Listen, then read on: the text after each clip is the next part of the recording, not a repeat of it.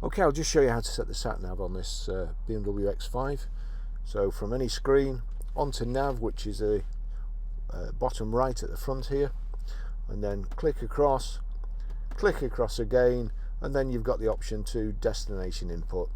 Onto destination input, we want down to postcode, that's the easiest.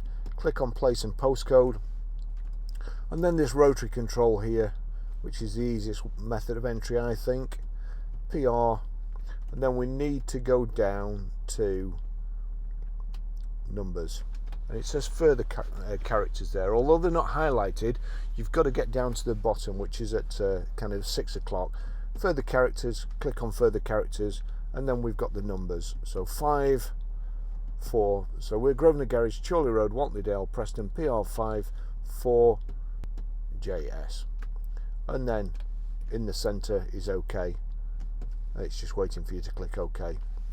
I don't need to put a street, so just accept destination. Start guidance. Now turn right. That's it. That's how you do it.